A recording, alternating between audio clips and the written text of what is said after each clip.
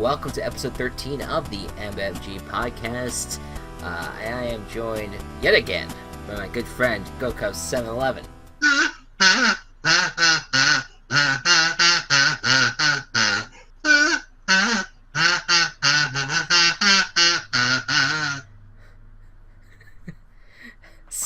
Sire Gocubs has entered the chambers. Did you enjoy my Kazoo solo? Yeah, I did. By the way, my name is Chris. I didn't even intro myself. I introduced Gocubs first. I think needed a Kazoo to introduce myself, so you're more important to this operation. Do you have any requests? Not at this moment. Maybe to. I'll ask you. I'll give you a request at the end. I think you'll play out the MMG podcast. All right, cool. All right, so if you have to remind me though, because we got a long show to get into. When in the world did you get a Kazoo? Was that just something that you had on hand, or? I'll tell you later. Okay. It's a secret. Oh wow! All right, jeez. Save it for the off pod. So welcome everyone. We got a lot to talk about. Lots of news to get to. And we'll sprinkle a lot of that along the way as we talk about last week's games and look forward to this week's games. But the number one thing I wanted to bring up to start out with is that a few weeks ago we talked about the Anthem protest, and there's a little bit more of a development with that. In wake of now Jerry Jones coming out and saying that he is going to make players stand, and if they don't, that they will not get a chance to play on the field. And it kind of, he kind of expressed support essentially with what Trump has been saying and all that. And so the news is right now that the next week, the owners, they have their annual October meeting. They're going to be discussing the anthem, and there's been rumors about what they're going to be doing. One of the main things to come out, at least the main report that has come out, is that the owners are planning on telling the players that they are supposed to and are required to stand for the national anthem, and that there will be penalties if they don't. I know that there's also been Adam Gase, who applied the philosophy that either you stand for the anthem on the sideline, or you stay in the locker room when the national anthem is played and then come out afterwards. Do coke while you're in there. Say again? Do coke while you're in there. Oh yes, we will get to that. So it was just another weird series of events, and and you had Mike Pence on Sunday. This also came after Mike Pence coming to Indianapolis to celebrate Peyton Manning. At least that's what he claimed that he was doing. And he ended up leaving after the national anthem because he was so offended by what the San Francisco 49ers did in protest during the national anthem, even though the 49ers have long been the center of all these protests. But when the ones that started the whole thing, I don't understand. I mean, either he was so ignorant to the idea that would happen in front of him, or what Trump said. Yeah, Trump. Yes. The airport, at Indianapolis, got word from the vice president that they were basically Secret Service had planned on leaving. The flight was meant to leave 2 hours after the game started. This was planned. It wasn't he was expecting it. He planned to go there and leave immediately. Yeah, that was. Yeah, that's a very important thing that should be known. Yeah, and Trump made it clear on Twitter that if they did do the protest, that Pence should walk out. So that was as much of a political stunt as you get, and it wasted a lot of money, about over $200,000 worth of taxpayer money that goes to a political stunt. So go. That really works out for us. I'll say this, and this was just something I was thinking about when I was prepping for the podcast and thinking about everything that's been happening. We talk a lot about about the First Amendment rights that the players have, and that they have the right to kneel and they have the right to protest. Unfortunately, though, the organization of the NFL has the right to impede on that First Amendment rights if it's for the better of their organization. And that's not me saying like I'm happy with that, but that's unfortunately the law that they are allowed to do that. And if they really want to save face here and they really want to just completely make the NFL look better, then I think what they should do is implement the policy that Adam Gase did, where they allow the players to have the choice to either be on the field and stand or stay in the locker room. Again, not a big fan of it. I think that kind of will it's like almost hiding the protest at that point. But it's, I think, better than forcing players who do not want to stand for the anthem, force them to stand, or otherwise they get like financially penalized for that, or even, I mean, they could go as far as suspending for all we know. That's my take. I don't know about you, Gocubs. If you have an opinion on the matter. Honestly, I don't have anything more to add. It's just once again reiterating the fact that the protest isn't about disrespecting the flag or the anthem or veterans. That's just the narrative put in by the president and the media to demonize it, rather than what the protests are for, which is to bring attention to the fact of the police brutality towards black people. Yeah, racial inequality generally, and that's what the most important thing here is that people remember that, and not focus on the fact that that is commonly being said in these debates, because it's just not true. Right, and that's what's really lost a lot of this. And I think what a lot of people have been shoving, that have really been saying it's in backlash to what these players are doing and in protesting. They don't talk about the racial inequality or police brutality. They don't care. They just care about the kneeling. But they keep on saying that it's about the veterans. Look, I'm not going to say anything about the national anthem or, what it means to people, because I know it means something different to everyone. But I do think, though, that there is more productive ways to support the military than just standing for a song. And totally. You know what you could do? Pass legislation that helps them. That's your job. Yeah. Not complaining about football players. Yeah. And it's not. And I'm not even just talking about the president and the vice president and people in government that are complaining about it. That's right. They should be doing legislation. But even just the normal individuals who that are very upset by this, I think instead of getting in an uproar about this and getting angry about this, be proactive. Just like some of these players who are protesting are also being proactive in their communities.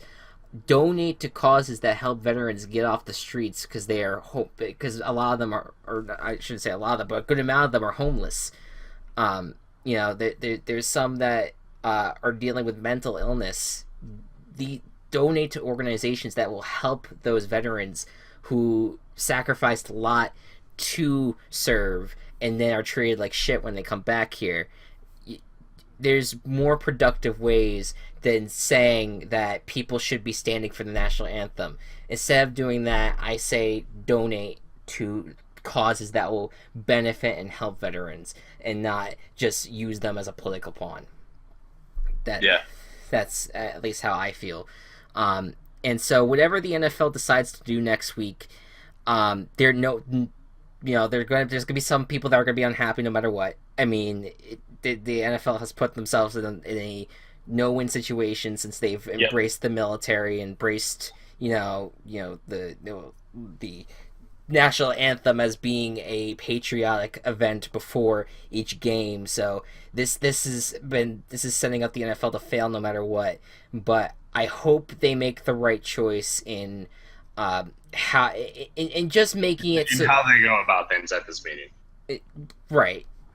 Yeah. That they can at least address all sides of it. I hope that they listen to everyone and not just one side or the other. There needs to be a complete evaluation of the whole thing. And honestly, no matter what they do, maybe this will be wrong if they decide to force them to stand for the national anthem. I'm not going to be boycotting the NFL.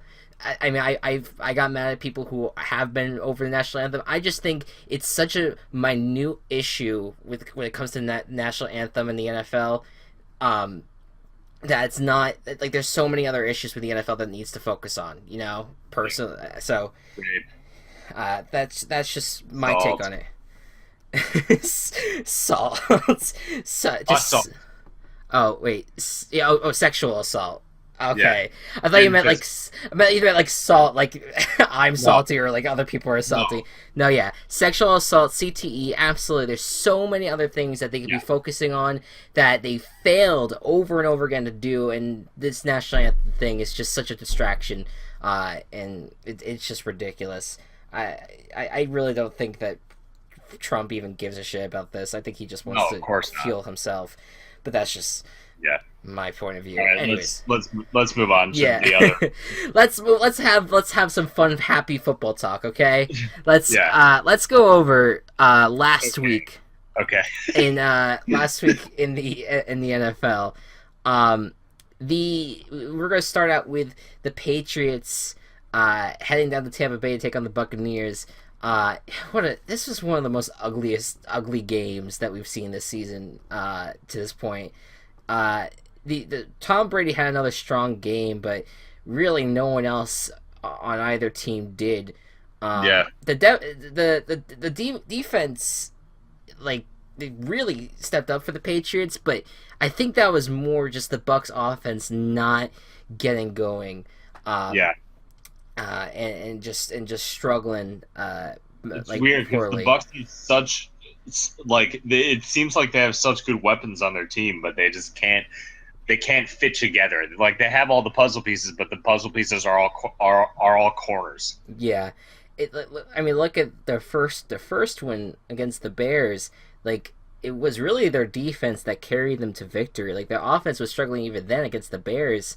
The Bears. So I just think I'm not like trying to put down the Patriots to put down the Patriots. I would like to see them have a little bit more of a dominant victory before I can really feel a little bit more comfortable with them. Now, at the same time, I mean, they're the Patriots. You always have to have a little confidence in them, no matter what. So Patriots go to 3-2, Buccaneers go to 2-2, and we both got that one right. Next up, it was the Eagles at the Cardinals, and the Eagles stomped the Cardinals, blowing them out. 34-7, I believe, was the final score of that game. Well, have you seen an Eagle compared to a Cardinal? Like, Eagles are so much fucking bigger. There's just, of course, the Eagle would tear it apart. Yeah, the Cardinals are tiny and sometimes a little pudgy. Yeah, it's hard for them to fly away. There's a lot of them around here. Yeah. The Eagles are just looking so good on offense, and even which is weird. It's weird, but Carson Wentz he's having a great season. The running game is finally coming together for the Eagles, and the defensive front has been so dominant, even without Fletcher Cox, who's expected to make a return this week. And even without like a strong secondary, they've just been able to close out opponents. And this one was just over before the second half began. It was just a great effort by the Eagles, and it's really sad for the Cardinals because I mean, you kind of felt like their Super Bowl window had been closed, but now it just feels more certain. But something interesting happened today that we'll get into when when we talk about the next game, but Yeah. that may change things. But we'll see. Speaking of blowouts, the Jacksonville Jaguars. Oh Jesus, here we go again, man. Yeah. Once again, another week where we. Oh, by the way, we got the guarantee right for the Eagles, but once again we get a Jaguars game we pick wrongly, as the Jaguars just stomped the Steelers. What the fuck, dude? The Steelers' offense just has not been good this season. Why are they so trash? Ben Roethlisberger threw 5 interceptions. Some that were just great plays by Jacksonville. Others that were just you couldn't believe that came from Ben. But it was just not a good game for the team that was supposed to be so strong overall. And now they're going to be entering this next game against the Kansas City Chiefs, and I just don't know if they're going to be able to stay consistent with this team. But the Steelers have struggled before. They could. I also want to point out that since 2014, there have only been 2 players with no touchdowns and 5 or more interceptions in a game.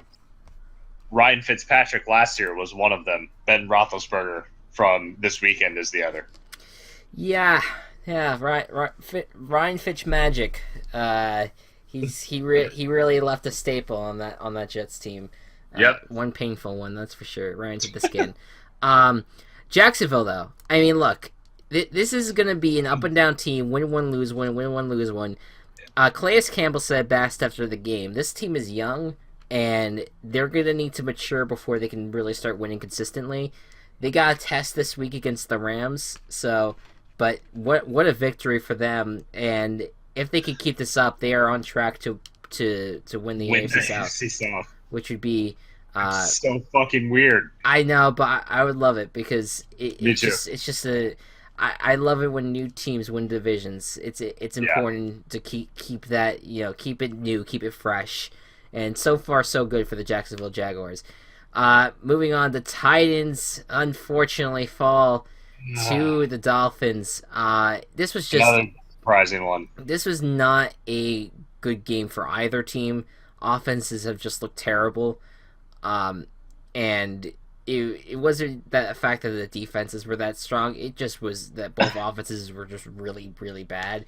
Yeah, Marcus didn't help that Mariota was out. Mariota is, I think, the Jenga piece for this Titans team.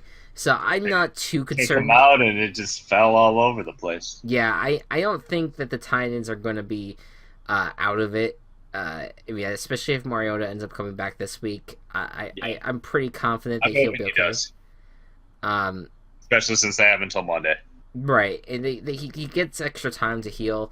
I mean, the Dolphins at this point, though, they're 2-2, but it just does not feel like this team is going anywhere, and they're about to hit a brick wall.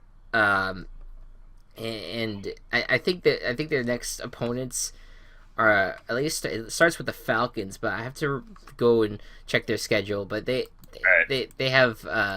Is the Falcons, the Jets, where are they? The Ravens, and the Raiders are the next few opponents. I think that you look at the Falcons. That's going to be a tough game for the Dolphins. The defense for the Falcons is okay, but I think it would be good enough to stop Jay Cutler. Jets defense has been stepping up the past few weeks, so that might be a tough game for them. Ravens defense has been stepping up, so that's going to be a tough game. That's been the Ravens team generally, is that defense. Except the Jaguars. Yeah.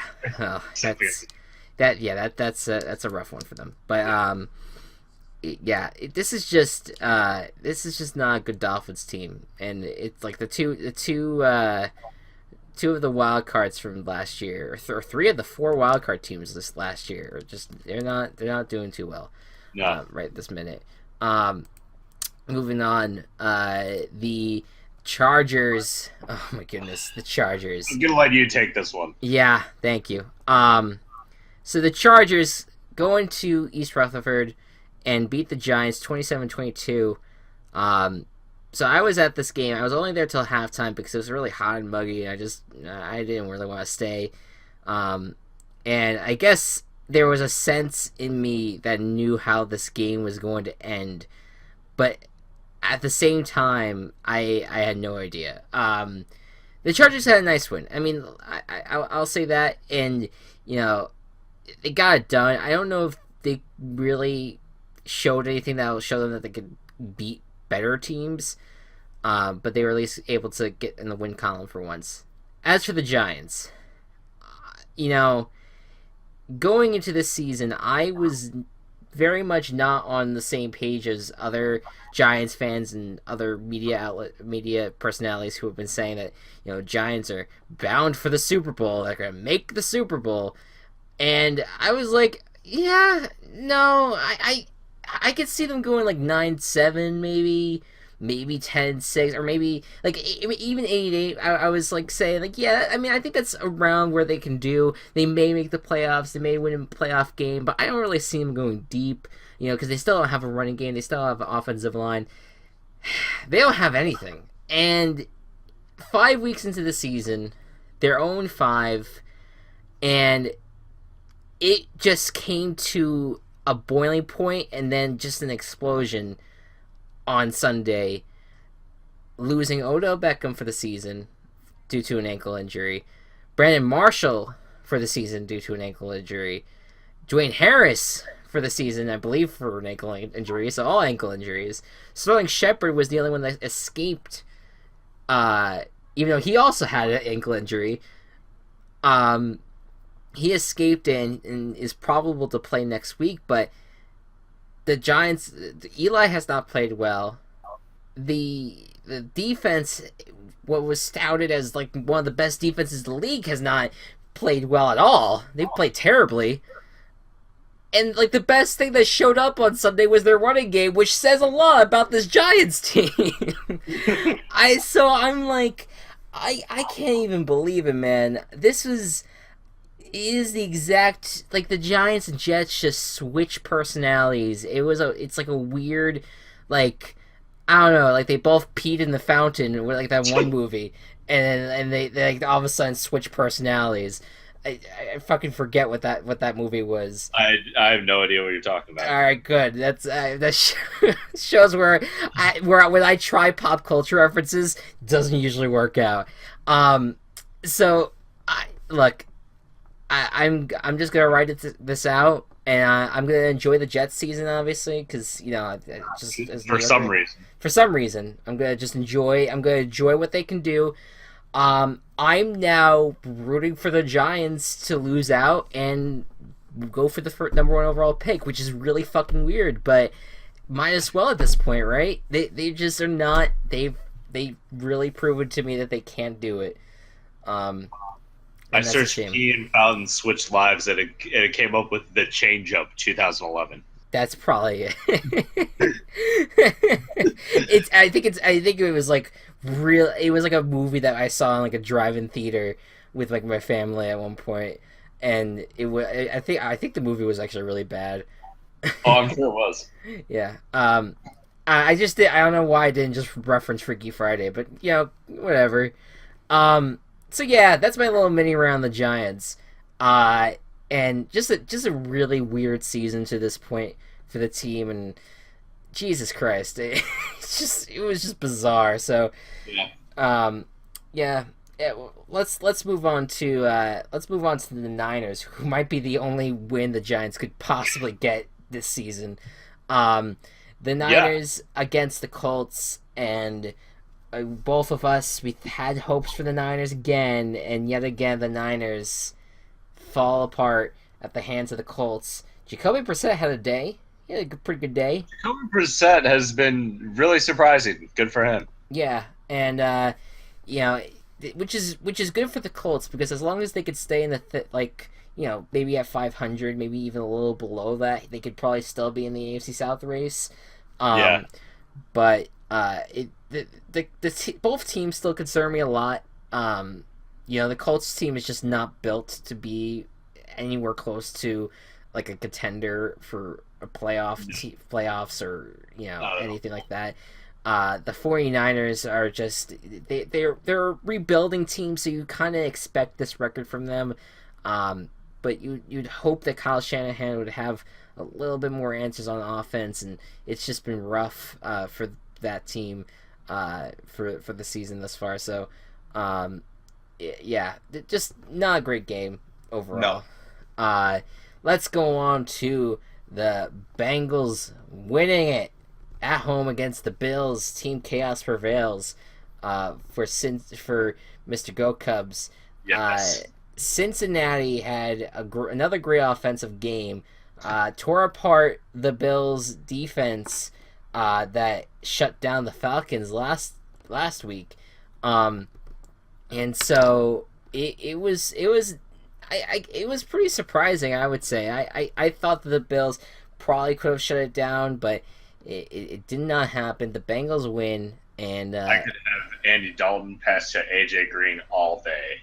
Yes, and that is such a good combination. What's going to be really good for them is that they're going into a bye now. The following week, they take on the Steelers. That is a winnable game for them. Hell yeah, it is. And that'll be a fun game to watch. Could honestly probably put them at the top of the division.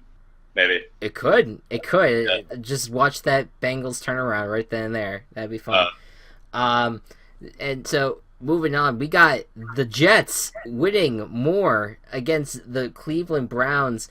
The Jets, they're good. They're okay. They're not. They're playing and beating against beatable teams. I hate to say that about the Jaguars right now, but I mean it's kind of true because they've been all over the place.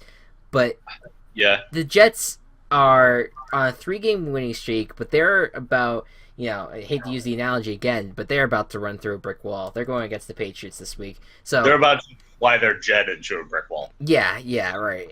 And as for the Browns, this is getting into territory that they're just not competent on offense. The defense is getting a little bit better, especially with Myles Garrett returning. But this is not a good sign in terms of the second year of a rebuild, and there just does not seem...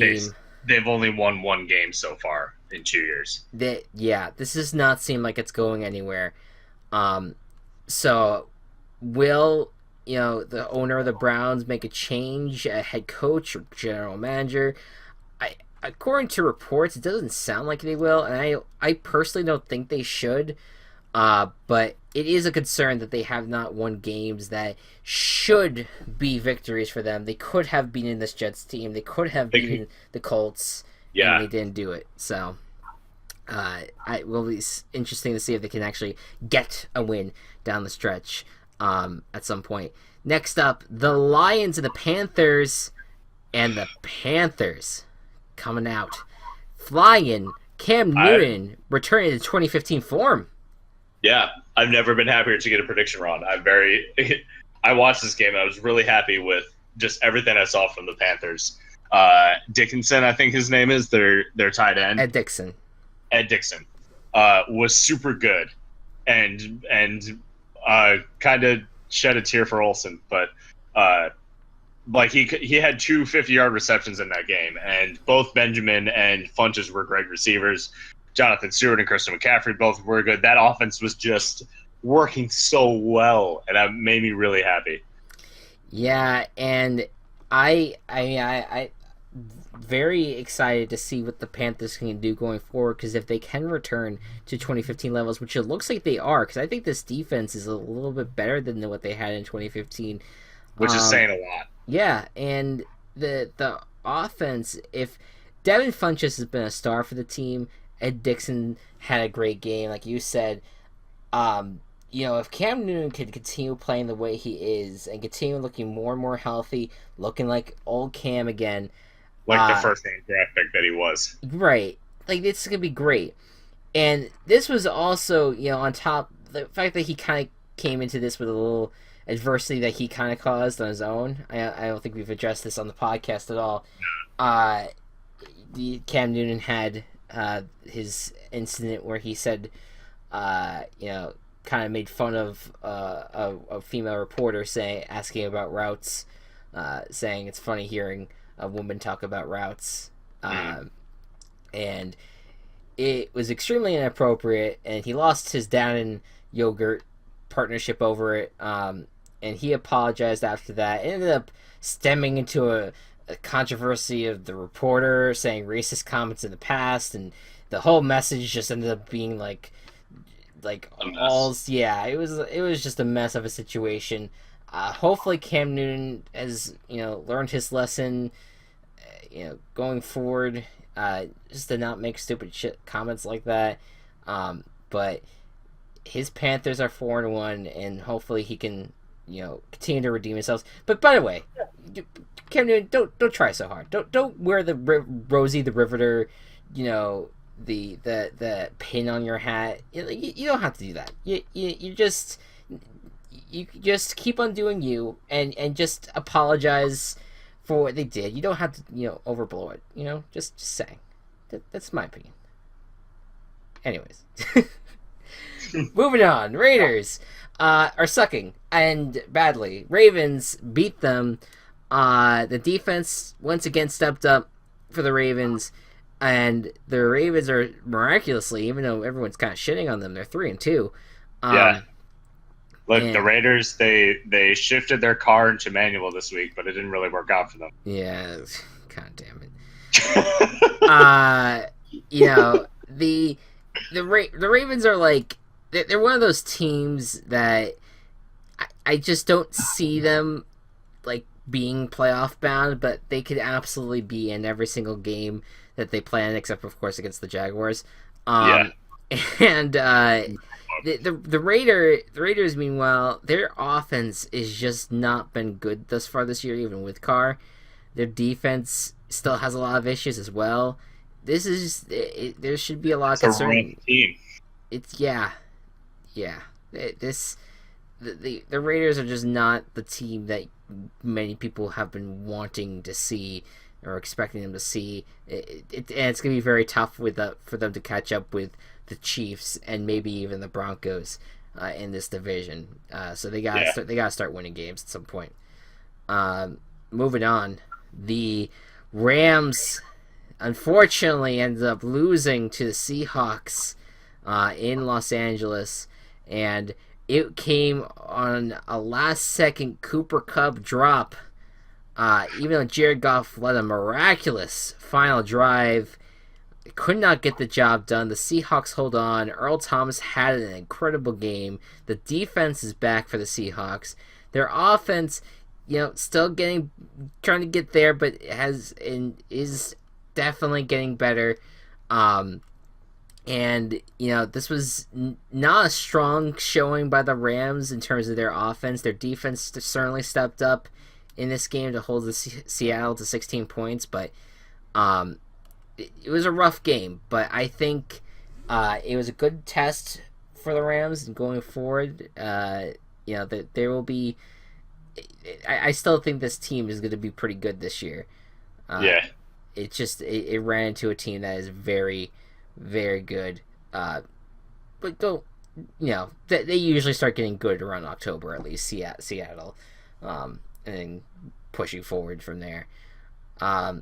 Next up, we got the Cowboys. Oh, what a thriller! The Cowboys lost to the Packers on a last-minute drive by Aaron Rodgers. Surprise! They gave Aaron Rodgers more than a minute. What did they think was going to happen? This was not. In some instances, you may be like, "Oh, wow, that's miraculous! How did he pull it off?" And then, you see that a lot when the Packers play the Cowboys, and you're like, "Oh yeah, this is the huge. This is what we're used to." Yeah. Aaron Rodgers has had another incredible day, and the Cowboys now are down to 2-3. And this is definitely a sophomore slump for these two teams.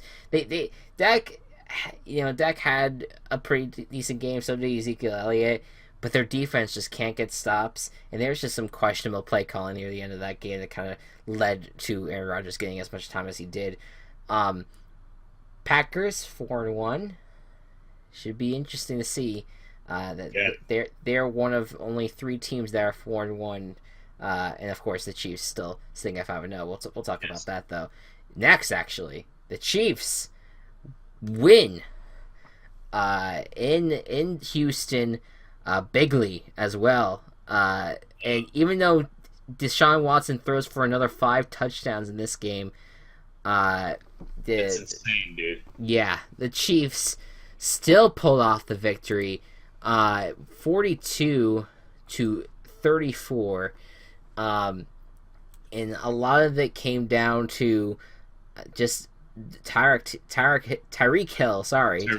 Tyreek Hill having an amazing kickoff return for a touchdown, and that pretty much sealed the fate of the Texans. But it was still a great game by Deshaun Watson. But was really, really upsetting though was that J.J. Watt went down with yet another season-ending injury to his leg, and it's going to be tough for him to bounce back again. And you have to wonder if Watt will ever be what he was his first few seasons. Whitney Merciless also went down with injury, and those are 2 of the Houston Texans' best defensive players. Now they have Clowney and McKinley as well has had a pretty strong start to the season, but it's gonna be very hard for the Texans to keep up with the strong defense that they've had. Yeah, like the quality defense that they've had, it's gonna be kind of tough for them to keep on replicating that. But with all that being said, they're still a contender because Deshaun Watson has just been playing insane, and he's kept them in games. Like when it was all said and done with the Texans, they still ended up like within a score of the Chiefs, even though like the one score was in garbage time. It was just it showed that this team can keep up with anyone, and I still think the Texans are the favorite to win the AFC South, as it is right now. And finally, the Vikings beat the Bears on Star Wars night. Apparently, I didn't even realize it was Star Wars trailer night. And the Vikings beat the Bears by field goal. It was Mitchell Trubisky's debut game. Of what you saw of the game, Gocubs, what did you think of Trubisky? So, first quarter happened, and I was like, oh my God, we actually have a quarterback. Because he didn't have the greatest game overall, and most of the bad stuff that happened was because we had a few amazing he had a few amazing throws and plays, but it was either the receivers dropped the ball or someone else got a holding call and the play was overturned on the Bears. So it was a lot of it wasn't Trubisky's fault. That he did have an interception towards the end of the game, which obviously was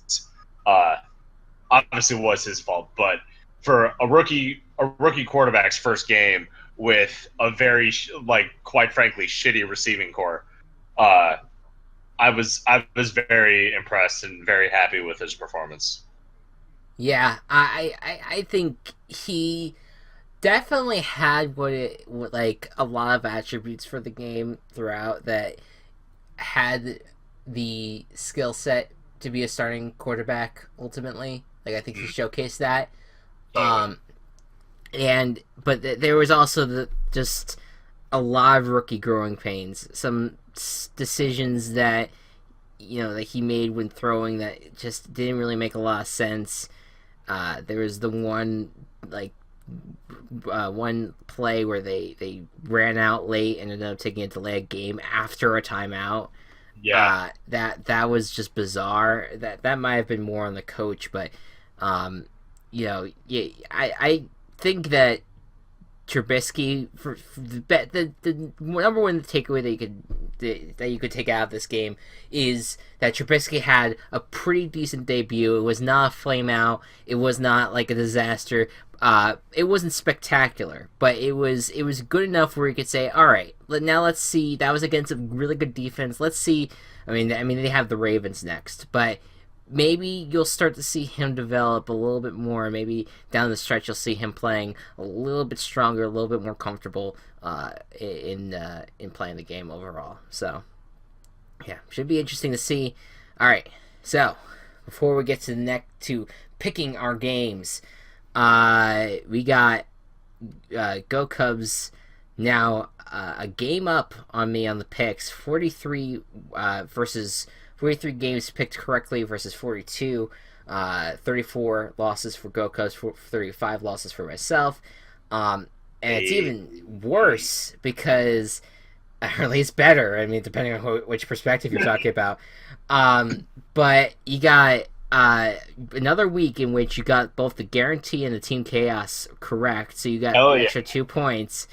And I failed to get my team chaos right, so you are now sitting at 13 points, and I'm sitting at 7, so a 6-point difference overall. Holy shit! Yeah. So that is it. I mean, I might still be able to catch you up on the record, but right now it's quite the distance that you have made between us in terms of points. I am the master of Team Chaos, is what you're saying. So far, I mean, I make Team Chaos my bitch. No, wow. I'm kidding. Derogatory terms here, jeez. I'm sorry. No, it's fine. Hey, look, Team Chaos has been in your favor though to this point, which only makes sense because I've been like, or at least, and this is your words, not mine, but you say that I'm usually like the more of the expert in football compared to you, so I guess it makes sense that Team Chaos is in your favor because you're like you're the underdog coming in here. I am the Chaos. Exactly you're the exact human representation of that. So good for you. Fuck you. Okay, no, I'm kidding. All right. So, how does that feel? Yeah, right. Yeah. It's not good. I kid though. All right. Anyways, and real quick, I wanted to just take a look at the playoff picture. Yeah, what the fuck is this? So, I love it, but it's so confusing. So here's the playoff picture right now. Let's look at the AFC first. So you got the Chiefs number 1, which makes sense, 5-0, number 1 seed. Then the second seed, based off of tiebreakers, would be the Buffalo Bills at 3-2. They would win the AFC East at this point. Number 2, they would still be the number 2 seed even after their loss to the Bengals. Number 3 seed would be the Jacksonville Jaguars, 3-2. They have the tiebreaker over the Steelers because of the head-to-head matchup. And then the Steelers at number 4. If the playoffs were to start today, the Broncos, as the 5th seed, would be heading to Pittsburgh to take on the Steelers. And at number 6, Jets, Jets go to Jacksonville to play the Jaguars in what will probably be the ESPN matchup. I can't believe that. Yeah, no, it's so weird. It is bizarre, and no Patriots. The Patriots are in this setup here, the 8th seed. In terms of projections right now, yeah, very weird. A little bit more realistic on the NFC side, although it is the Eagles sitting at the 1st seed, the number 1 seed with all tiebreakers in play. 4-1 right now. Then you have the Packers sitting at 4-1, the 2nd seed. And then the 3rd seed, you got the Carolina Panthers. And then the 4th seed, the 3-2 Seattle Seahawks. With the 5th seed, you'll have the Atlanta Falcons. That'll be heading to Seattle. That would be a great game. And then the 6th seed wraps it all up. The Detroit Lions, who would visit the Carolina Panthers for a regular season rematch on Wild Card Weekend. if it were to end today, with the Rams and the Vikings sitting on the outside as of right now. Also, the Ravens in the AFC are like the 7th seed, so they're right on the cusp as well. So, yeah, this is probably going to drastically change by the time the week 10 or week 11 comes around. Let alone the end of the season. But very interesting look into who are the best teams in the league right now. Should be an interesting weekend, next few weekends to see as these teams kind of separate each other from the records, or from each other via records. If that makes sense. Does that make any sense? Yeah. So you're gonna have more record combinations. That's it. Anyways, so that's that. Let's do picks. And we're gonna start with one of the marquee, or the best matchup I would say of this week, and one of the most marquee matchups of the season to this point. The Philadelphia Eagles sitting at 4-1 on a hot streak, going up against the Carolina Panthers, heading to Carolina to take on the Panthers, who are also 4-1. Past 2 games, Cam Newton has come back to 2015 form, but now has to face a very good defensive line. This is a close one to call, Gocubs. What do you think is going to happen here? Yeah, this is honestly going to be a really huge test for both of these teams. Right. If it's close, then maybe these two are the ones we'll see in the NFC Finals. If it's not, then one of them is clearly better than the other. I guess that's really fucking obvious, but. This is definitely a preview. What could be a preview of the NFC Championship game. It's potential. I thought that and I know it was close, but the way the Panthers played against the Lions last week versus the Eagles, who just smoked a team that isn't that great. I think that I think that's going to be close, but right now I have to go with the Panthers just because they're the Panthers. They're my boys. Yeah. Panthers, I'm going with them just because that they're at home. It's really, there's no other reason I can really give. This is just going to be a really close game. I think both teams have a lot of balance. I think the one concern would be the Eagles secondary, and that's probably another edge for the Panthers. That if Cam Newton keeps on throwing the ball the way he has, the Panthers might be without Funches though. That is a concern. That is a concern as well, because he's been the best receiver for them as of late. So, it really can go either way here. But I feel comfortable picking the Panthers. Yep. All right. Lions at the Saints. Saints coming off a bye. Before that, they had a nice blowout win against the Dolphins in London, of course. And the Lions coming off a rough loss against the Panthers. It was close, but could not come out with the win. Will the Lions rebound this week?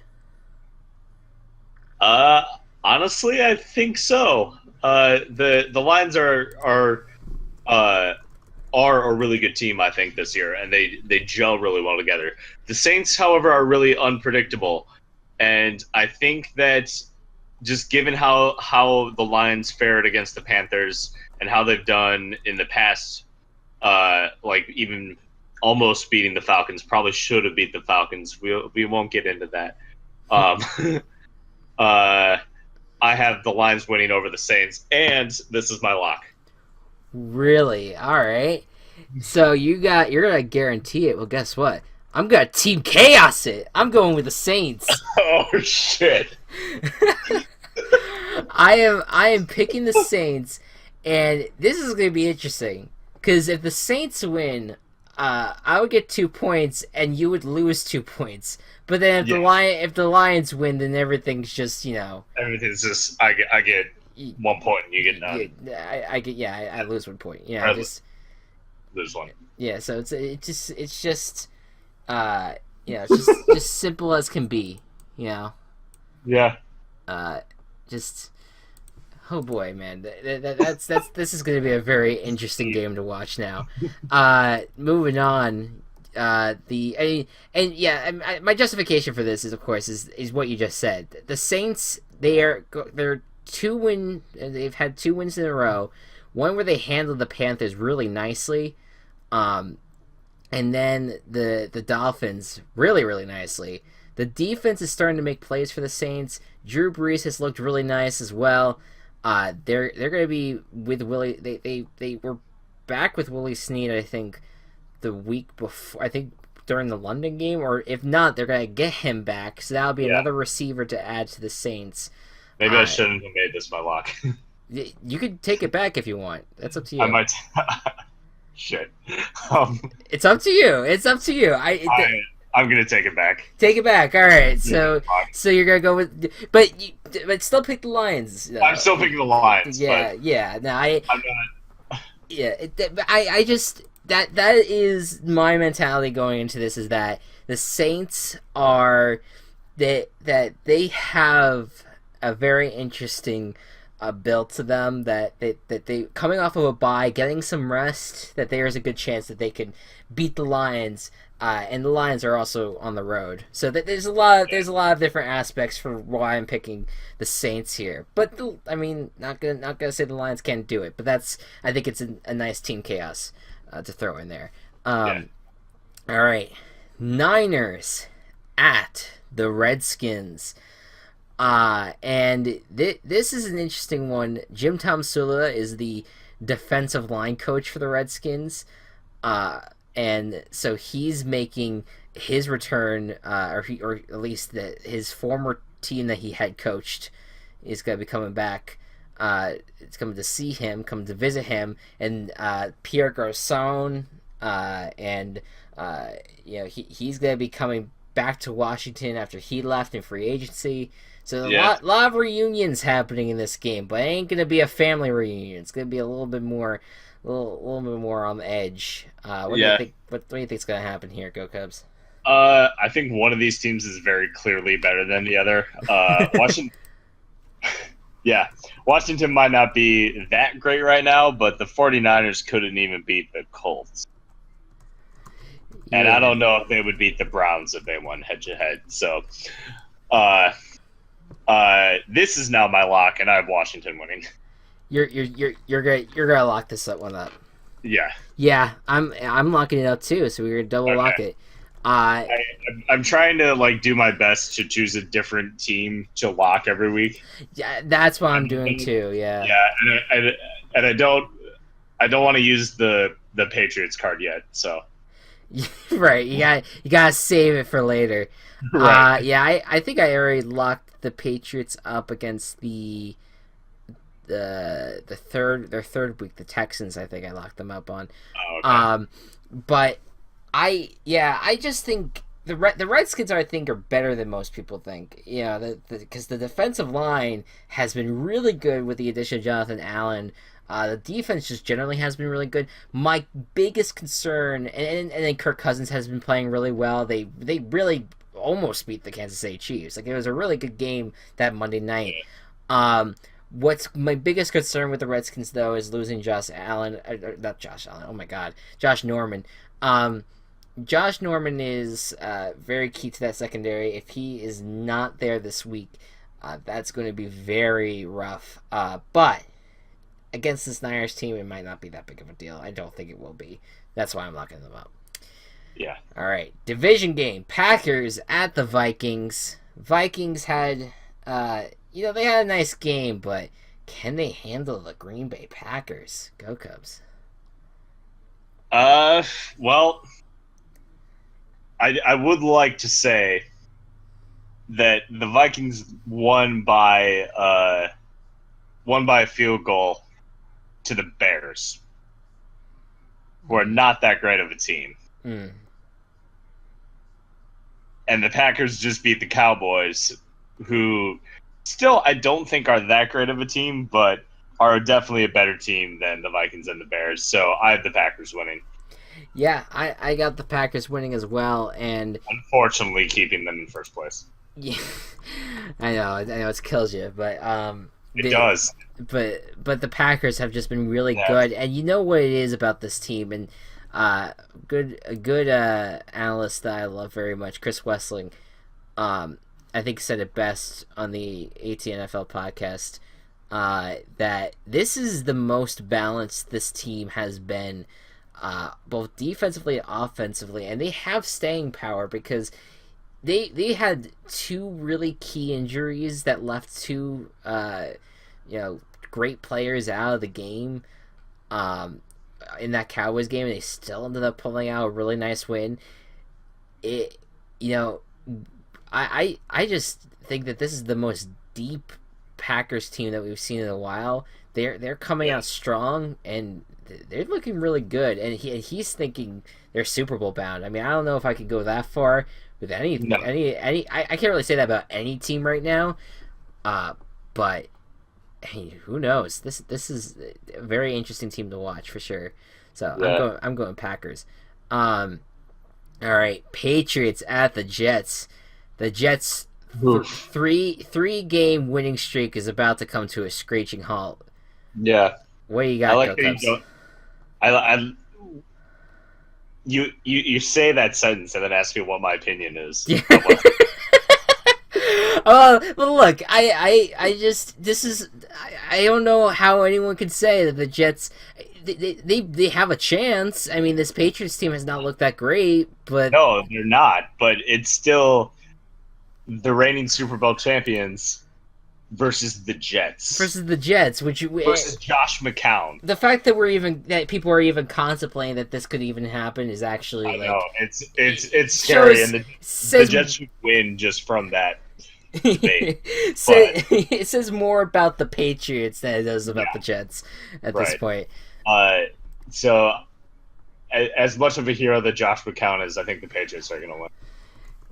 Yeah. McCown should be the top the top Jets quarterback of all time. Yeah, better than Joe Namath. Better than Broadway Joe. But I was trying to think of a nickname for Josh McCown that had to do with New York, but I just can't do it. I'm not that creative. But Josh McCown, he's played pretty well for this team, but he might still play well against a not so great Patriots defense. You can't ever count out Tom Brady. You can't pick against the Patriots. You can't do it going with the Patriots. And I will pick against the Patriots at some point this year. You're guaranteeing it that you're gonna pick against the Patriots. That might come next week. They're playing the Falcons next week. Oh yeah, we'll see. So, I don't know. We'll see what the Falcons can do next. Which, speaking of which, the Falcons host the Dolphins.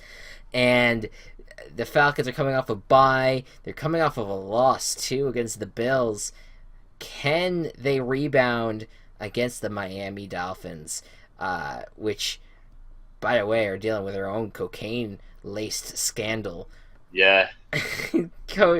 Offensive line coach just stepped down because a video of him in the Miami Dolphins facility snorting what looks to be some sort of white substance, which I'm assuming would be cocaine or whatever it may be, appeared on the internet, and it just went viral, and he stepped down, and now that's a little messy now for this Miami Dolphins team. Just been a weird season for the Miami Dolphins. Yeah, they did so much coke that Pepsi dropped their sponsorship. Oh, damn it. God damn it. That's the second dumb joke I've made. You know what? Can you talk a little bit about your pick real quick? I want to go find this little timeline that the Miami Dolphins did, but go ahead and talk about. Yeah, because you showed, because the Dolphins have just been they've been a team, and things have happened with them. Who do you think is gonna win it? Oh, the Falcons for sure. Yeah, well, had to make sure though. Had to make sure though. Because like the Falcons they have players and a competent quarterback. Yeah. And Eric Beasley, who will hopefully be back on the defense. Like, yeah, and it's in Atlanta where they still can't get Chick-fil-A, but not yet. There's going to be an amazing Thursday night game that they'll get a chance for that. Oh man, yeah, Falcons for me too. All right, real quick. Here's the Dolphins timeline for the last 2 months. Tannehill gets injured. Jay Cutler, expected to be on NFL on Fox, gets signed. Hurricane Irma happens, canceling their very first game, which would have been their home opener. They would have opened the season in week 1. Does not happen. Then Lawrence Timmons goes AWOL, disappears randomly. Was supposed to play in the week 2 game. Didn't happen. He ended up getting suspended for another game, and then he came back and has played okay. Then they finally had their home opener on October 8th, which was this past weekend. And then Chris Forrester, who is the offensive line coach, resigned. Just a very strange series of events for the Miami Dolphins, and just does not look like a season, a good season for them up ahead. But they are 2-2. They're not out of it, but it just seems a little weird. That's for sure. Yeah. All right. Bears, Ravens, Gocubs. What do you got? I've been thinking about this a lot, and my own words probably talked me out of it throughout this podcast. I originally had this as a Team Chaos pick, but right now I can't do it. I have the Ravens. You know what though? I would have had so much love if you did it though. I would respect it. I would really respect it. I absolutely love Trubisky and am excited to see what he can do because I think he has a very high ceiling, even if his floor is pretty low. So I hope that he continues to do well this season. This season is not where I'm expecting much from any of this team, especially with no receivers. Right. And I hope that we can fix that problem in the off season because our running backs are great. Our offensive line is now pretty good. Our defense, we got some great linebackers.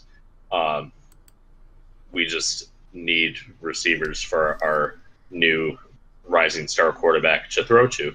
Yeah, we don't need receivers as badly as the Giants, but we still need receivers. Yes, yeah. I mean that's the good thing. I'm pretty sure that they're pulling up small children in New York right now, trying to get them to play wide receiver because they don't have anyone else. I fucking heard that Chad Ochocinco and Terrell Owens offered. I was just like, oh, this is where the Giant season's going, huh? This is the direction. Oh, Jesus! All right. I'm the Ravens. Yeah, I'm going Ravens. Which a surprising 4-2 team. The Ravens being is really strange to me, but I don't know. I guess it's possible with the defense, right? All right. Next up, the Browns at the Texans. Good game. Is it? No. Is it? No. Though? No, not really. No, the Texans are going to slaughter them. Yeah, Texans win. They're going to slaughter them, Chris. Yeah. If I look, losing to really so trash. the fact. Okay, go. I'm with you. I hear you. I hear what you're saying. The Watt and Merciless being out is gonna suck, but this is still not against the Browns. Yeah, this is still a really good defense the Texans have, and Deshaun Watson's just still having such a great year. It would Watson is one of my heroes. It would just be a shock if this were to happen. I mean, Browns are certainly a prime team chaos candidate in terms of like just if they win, what the fuck happened? But the Texans are so much better than what their 2-3 record is suggesting. They've played a lot. They've played great teams to start out with. So there you go. Great teams, Jaguars. Yeah. Well. I know. I'm kidding. I just had to make a joke. Yeah. Who knows? I don't know if the Jaguars are good this year or not. It's literally impossible to tell right now. Right. And speaking of which, the Rams at the Jaguars could potentially be one of the great games of the week, because this is a team of a tale of two rising teams, two potential a young offense against a young defense, and a great rookie running back star against a young coming redemption story quarterback star. On either side, just a lot of great storylines overall in this game. This is, I think, the game I'm gonna probably watch over Steelers Chiefs, because I do think this is gonna be the better game. So very much looking forward to it. Go Cubs! What do you think? Yeah, this is so weird that these teams both have the potential to to win their division after their performances last year.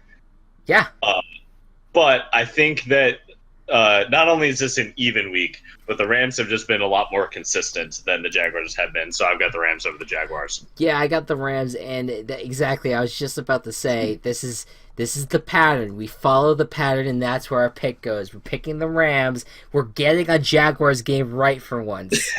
God damn it, we're getting a Jaguars game. We've gotten every Jaguars game wrong, haven't we? Yeah, we have, and I'm sure there's other teams that we've gotten wrong a lot, but it just seems very notable. I legitimately can't think of any other team that we would have gotten wrong every week. Right. Yeah. This is just really rough start to our Jaguars picking season, at least. Next up, the Buccaneers at the Cardinals. And this game just kind of looked like at first, but now it's interesting because earlier today, in the morning, a very interesting trade occurred. What was that trade, Go Cubs? The Cardinals acquired Adrian Peterson from the Saints for a conditional 2018 draft pick.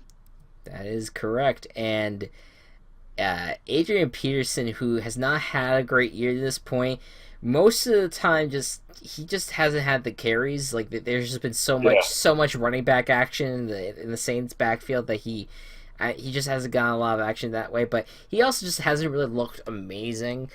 But with that being said, he's automatically the best running back in that, in the Cardinals backfield right now since David Johnson's out.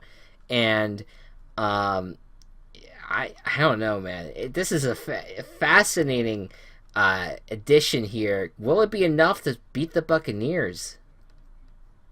I don't think so. I like the Cardinals as a team. At least I have been for the past few years.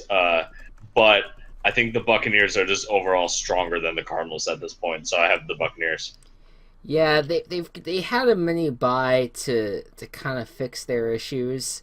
And plus, I think, or at least I'm hoping for their sake, that they're getting some defensive starters back. They need that defense looked so good the first few weeks.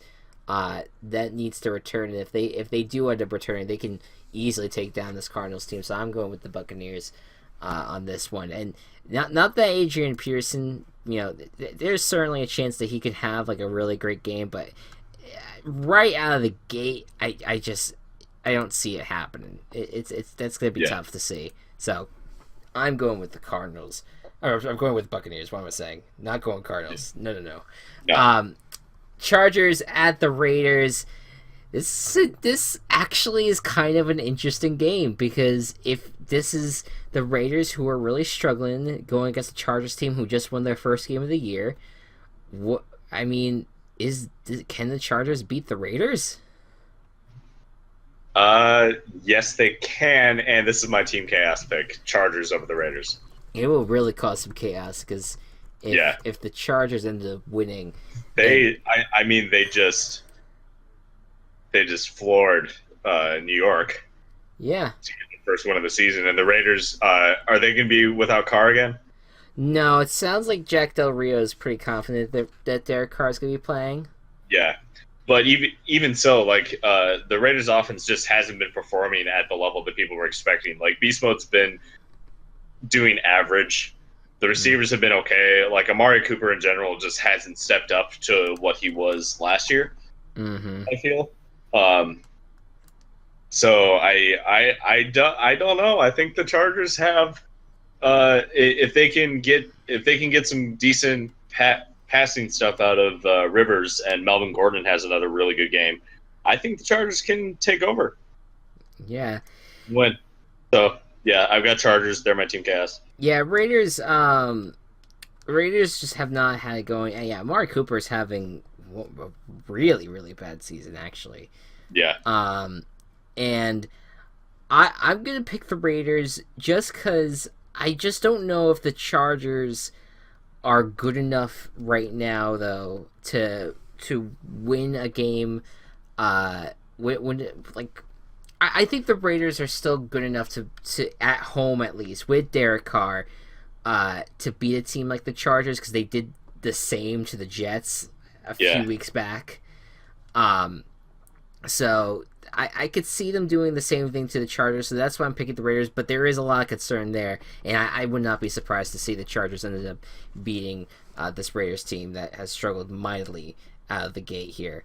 Totally. Good. I say good team chaos pick for that. Thanks. Steelers at the Chiefs, and a lot of. I mean, this could have been a very like really a game that could have a lot of anticipation in it, but it kind of deflated with the way the Steelers offense looked on Sunday, and will can they at all rebound with the Chiefs defense also still looking pretty good? I don't know. This is interesting. What do you think, Gocubs? Well, like the Steelers are trash this year. There's no light way to put it. They lost to the Bears. They lost to the Jaguars, and I know the Jaguars are actually kind of good this year. But like the Steelers, just I don't think have it right now. And even after the last game, like when Roethlisberger threw 5 interceptions, he was like, I don't know if I have it anymore. And this kind of thing might continue into the rest of the season, where Roethlisberger just loses any semblance of skill that he had, and the offense around him isn't going to be able to step up to pick up his slack just because of how I feel they work.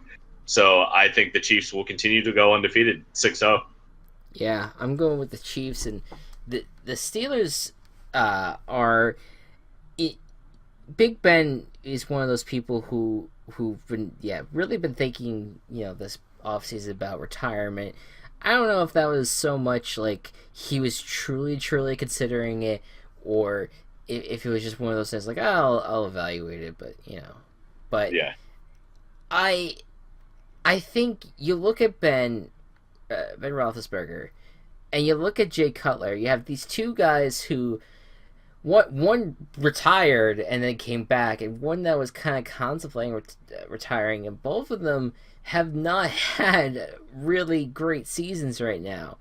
And yes, I know there's a difference between Roethlisberger and Cutler, but in terms of mentality and like the attitude towards games, like you kind of saw with Jay Cutler, like he's never really cared, but he definitely doesn't seem like he's really into playing football right now, even though he kind of jumped into it. And then Ben just does not seem like he's into it either, and I think it's affecting his game. So if he's going to continue with this mentality, I don't know how they're going to be able to win a ton of games this year and make the playoffs. But again, the Steelers are one of those teams that struggle early and then rattle off a bunch of wins to make the playoffs. So I'm not counting them out, but it's definitely a concern. for the team going forward. All right. Oh, Jesus. Why do I have to talk about this game? Giants at Broncos is the Sunday Night Football game. I would think that last week that the NFL would kind of realize, this game's kind of trash. Maybe we should flex it and get a better game in there, like Rams and Jaguars. And I kid. But or Browns at Texans rather. Right. This is just I don't see the Giants at all having a chance in this. At all. Just put it lightly. You don't have any receivers. You have subpar running backs, and you have a quarterback who's past his prime. Yeah. Your defense can't save you from a Northwestern graduate. I could have phrased that, but I'm right. No, the Giants defense is apparently non-existent anymore. It's just a little bizarre. The Broncos have been playing really well. Their only loss was to the Bills this year, who've also played pretty well. So I think the Broncos are going to win this and should win bigly. So yes, I'm assuming that's your pick as well. Yes. Yeah. And finally, Colts at Titans, which could be a very fascinating matchup if Marcus Mariota plays. If not, this might be a barn burner. I'll give you the option here, Go Cubs, because I don't love the idea of doing conditional picks, but I will give you this. If Marcus Mariota doesn't play, who do you have winning this game? Okay. That's important. If Mariota plays, Titans, no question. And I think you feel the same. But honestly, I think if Mariota doesn't, I think the Colts might pull the upset. Yeah, I'm with you on that. So I'm like, because Jacoby Brissett as. Oh no! Is it Matt? We're losing Go Cubs now. He's breaking up, so we will hopefully get him back in a little bit here. But to bounce off of what he was saying, I think the Colts are at a point where they are a team that is looking okay with Jacoby Brissett, and if the Titans don't have Marcus Mariota, they roll with Matt Castle. I don't think there's any hope for them. So I'm of the opinion that I think that we should put this into the conditional area, and this is just how I think this would be fair. I have to remember to change it on my my weekly pick'em thing that I have set up here, but I think our picks will be I just confirm with me if I'm right here. The Titans will win if Marcus Mariota plays, and the Colts will win if he doesn't. Yes. Okay. So that's what I'm going with. And I hate to do conditional things like that, but it's really dependent on if Mariota plays or not. Yeah, it's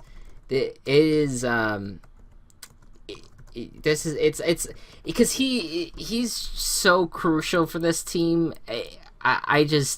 I think it's really a difference between the Titans being potential, playoff team versus a team that really doesn't really have any other identity.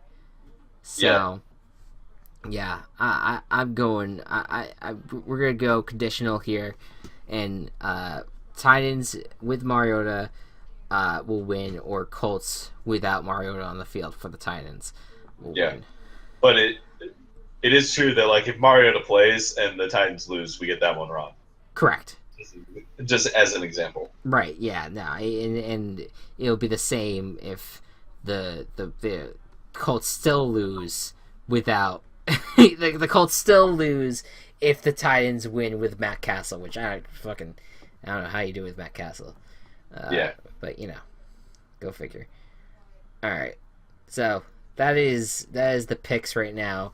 Hopefully we get a good idea of what's happening with Mariota before the season before the season ends. Before this weekend's. Hopefully that they update us so that way I can remember to update the notepad and the weekly pick 'em and everything like that. So that sounds good. I say that you play us out on the song that I've been choosing lately. Oh wait, there's one more thing. Fantasy team update. Fantasy corner. Yeah, hold on. We got hold on before you do it. We need the audience needs to wake up. Yeah, audience. Are you there, audience? Hollywood stars. Yeah. Wait, hold on. Yay! All right. There you are. Hollywood Stars had their best week of the season, finishing at a whopping 138 points. Wow. Thanks to Carson Wentz scoring 27.3, Melvin Gordon scoring 34.3, and AJ Green scoring 29.9 with some others. We did have two injuries that took out Devonta Parker and Charles Clay from the game, unfortunately. But thanks to the previous three mentioned, the Vikings defense doing pretty well, and new addition Jonathan Stewart picking up a good amount of the slack. We were able to win rather handily. However, this upcoming week is going to be the team's greatest challenge yet, as although we're sitting at the top of the division at 4-1, our opponent is first place in the other division and has a very scary team. And although he is without LaShawn McCoy, I am without AJ Green, and I don't have I feel comfortable playing AJ Green, and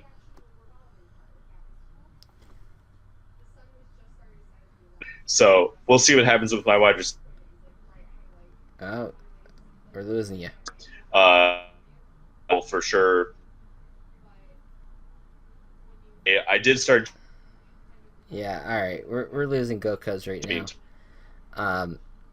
So I'll just ask him for his lineup once he gets back here. Hi, I'm back. Okay, just give us your lineup going into this week. Okay. Depending on if I get my waivers, and since I'm in first place overall, I'm last in the waivers, which kind of sucks. Yeah. I will be starting Alex Smith, who's had a fantastic season so far, and I'm surprised hasn't been picked up yet. Melvin Gordon, Kareem Hunt, some combination of Terrell Pryor, Devontae Parker, Jeremy Maclin, and Ryan Matthews. Rashard Matthews, sorry. It's okay. Ideally, Kyle Rudolph, if I can get him off waivers. Same with Alex Smith. C.J. Anderson. The defense is still up in the air. I'm thinking either either Washington or Atlanta, one of those two, maybe even Tennessee. Yeah, I don't know. I still need to decide on that. And then either Jake Elliott or Justin Tucker. I think I'm going to go with Tucker this week, facing Chicago. But yeah, that's my team. Yep, we're in first place in the division, so that's something. Sitting at 4-1. Yeah, battle the juggernauts with with the both first place of the division in the league. I do have the best record overall, though. That's good. Someone else is 4-1, but I have more points for. So yeah, that's what matters. There you go. So there you go. Because you got it. And I wish you luck in this I will be talking to you about wide receivers the next couple days. Yes, I'll try to I'll try to give my best advice that I could possibly give right now. Thanks. Yeah. So, that is it for us. Gocubs, if you could, I'll tell you when. Don't do it yet. But on your kazoo, I want you to play out. This is the song that I have been starting and ending the MMG podcast with, because we just don't have an official theme yet with it. Like the Fox NFL one. No, I've been starting with an 8-bit version of "Living on a Prayer" by Bon Jovi. So, so if you just know the chorus for that, that's all I need you to play. The chorus? Yeah, but not yet. Okay. I'll cue you in. Basically at the end of my outro here. But okay. That is it for the NFL Week 6. This is Week 6, right? Yeah, Week 6 podcast. Well, we wrapped up Week 5, but predicted Week 6. Correct. Yeah. So this is entering Week 6 podcast. Yes. I'm looking forward to this week. I mean, I think after talking about it, I'm looking forward to all of these games. I'm actually going to be home for this Sunday for the first time in the past few weeks. So I'm really excited. So it's I have a concert Sunday, so I'm going to be probably unable to watch a lot of the games. Ugh, that sucks. Yeah. But, hey, I mean, just keep up. I think the most important thing is that your fantasy team performs, and they won't be busy with concert. They're already busy working hard for you. That's for sure.